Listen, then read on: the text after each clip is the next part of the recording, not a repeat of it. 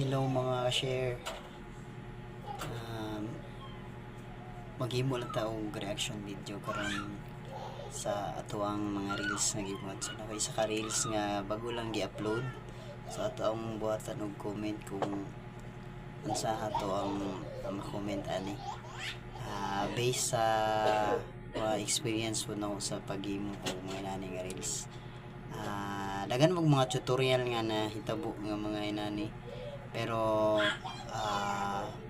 komenta na nato na ito ang sariling gipamuhat nga reels.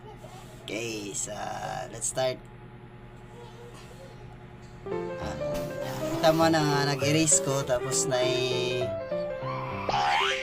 makita pa nga part ba nga nag-erase ko. So dito pa lang na siya something problem.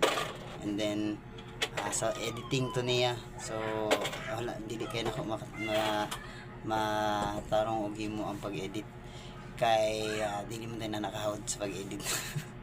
Ano na yung mga uban na nga naghimo tapos nindot ilang pagkahimo kay nga naman dili mong libre lang ibuhat. So na yung mga bayad sa CapCut. So siguro naka-subscribe sila sa CapCut. Sana ako kay medyo ano naman to, libre naman to magipanggamit. So medyo pangit siya tanawon. So sa auto removal marag problema pud ko sa auto removal kay manual ako ginagamit. Tung brush lang ba. So medyo pangit din siya pagka brush. So wala pa tayo mabuhat kay lisod mong pubaga mag-control.